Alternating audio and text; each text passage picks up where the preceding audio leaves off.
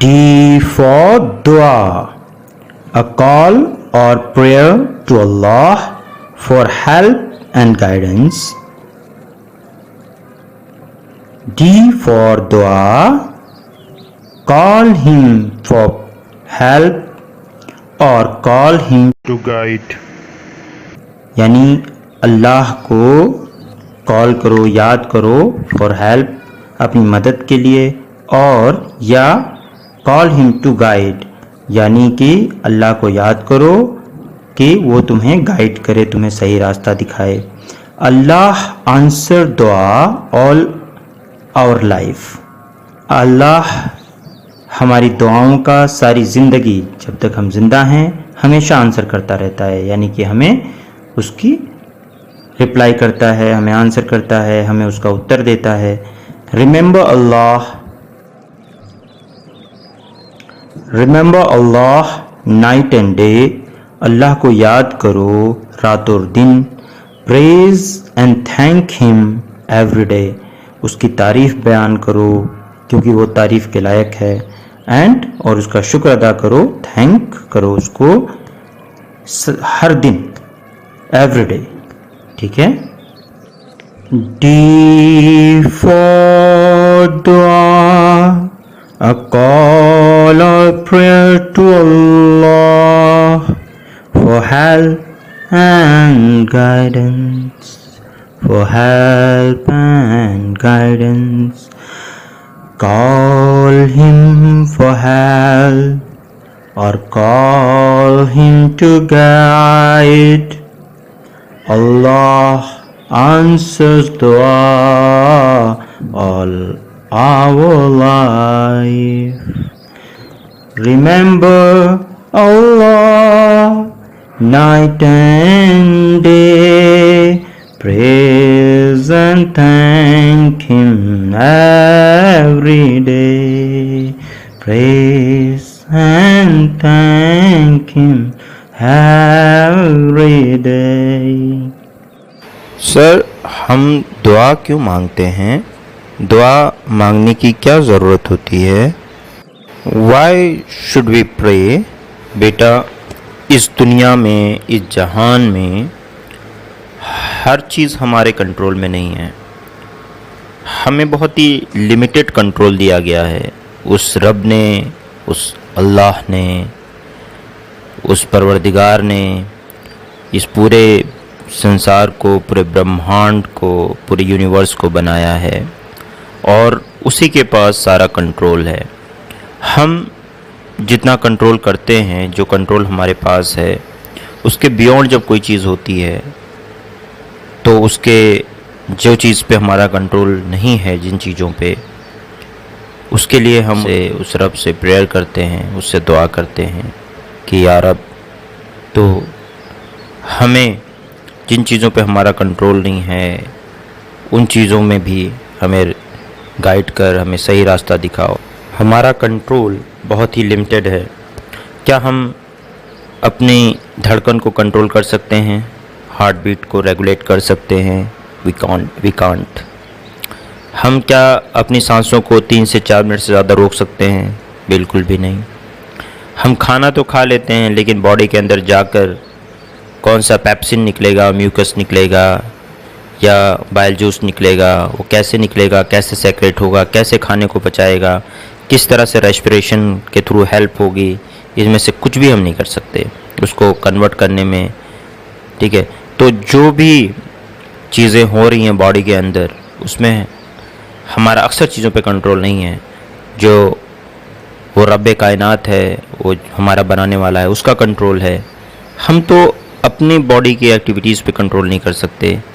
हम एक लिमिट के बाद अपनी नींद पे कंट्रोल नहीं कर सकते। हम नींद के मोहताज हैं, हम ऑक्सीजन के मोहताज हैं।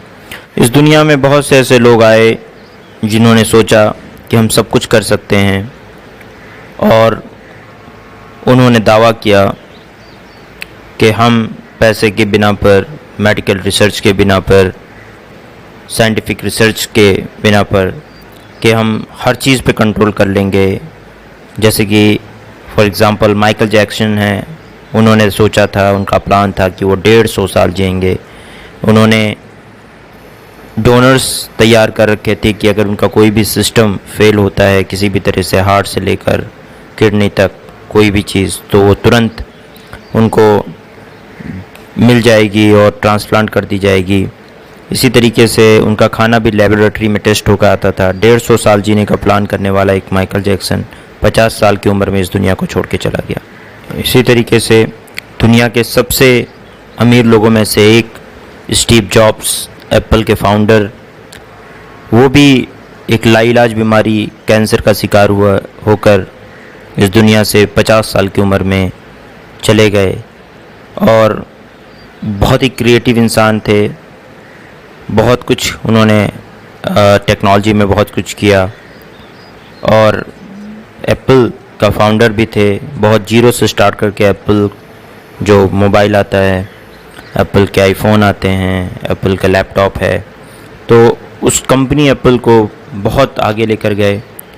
ये सब कुछ होने के बावजूद, दुनिया में one of the richest man होने के बावजूद, इस दुनिया से उन्हें सब कुछ छोड़ के जाना पड़ा। तो हम हर चीज़ पे कंट्रोल नहीं कर सकते। आप स्टीफन हॉकिंग्स, जो कि मॉडर्न आइंस्टाइन कहे जाते हैं, वो भी चले गए इस दुनिया से। उनको जो बीमारी हुई थी जब तक वो जिंदा थे, जवानी में ही बीमारी शुरू हो गई थी, उसका कोई इलाज ही नहीं था। मूवमेंट बिल्कुल नहीं कर सकते थे। सारा पैसा, सारी दौलत, सारा रिसर्च, ऑल द साइंस, सब कुछ लगाकर, जो भी अमेरिकन रिसर्च साइंटिस्ट हैं, उन लोगों ने, डॉक्टर्स हैं, वो लोग भी उसका कोई इलाज नहीं निकाल पाए।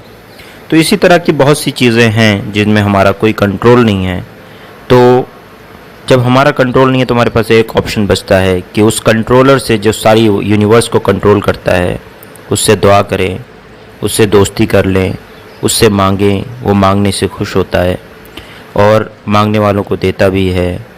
जो हमारे लिए बेहतर है वो हमें देता है, क्योंकि वो हमारा क्रिएटर है। वो बेहतर जानता है कि हमारे लिए किस चीज़ की हमें ज़रूरत है और क्या चीज़ हमारे लिए नुकसान देने वाली है। ये प्लैनेट्स का रिवोल्यूशन, रोटेशन अपने आप नहीं हो रहा है। इतना बेहतरीन सिस्टम अपने आप क्रिएट नहीं हो सकता है।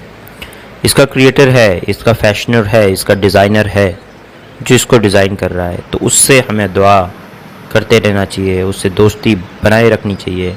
और अगर हम उससे दोस्ती बनाए रखेंगे तो हम वो चीज़ें पा पाएंगे, वो चीज़ें कर पाएंगे जो हमारे कंट्रोल के बाहर हैं। वो हमारी हेल्प करेगा और हम ऐसी चीज़ें और ऐसी अचीवमेंट्स हमें मिलेंगी इंशाअल्लाह, जो अचीवमेंट्स हम सोच भी नहीं सकते। जो अचीवमेंट्स हमारे लिए इम्पॉसिबल लगती थी, वो भी खुदा हमें देगा।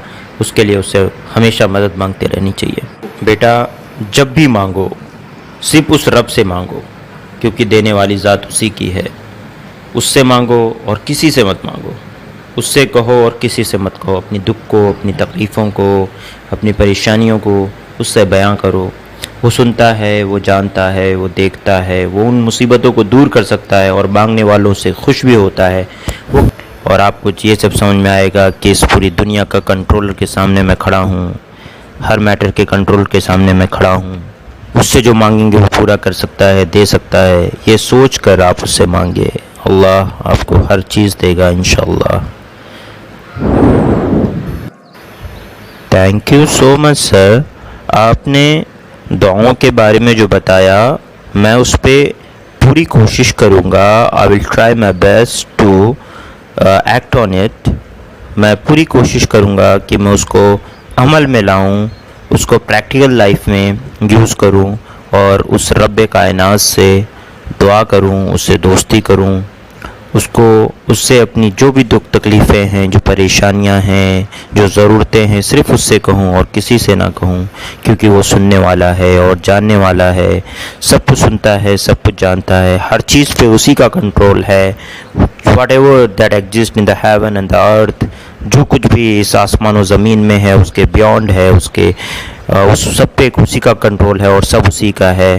Thank you so much sir. अस्सलाम वालेकुम वरहमतुल्लाहि वबरकातुहू। अल्लाह हाफिज़।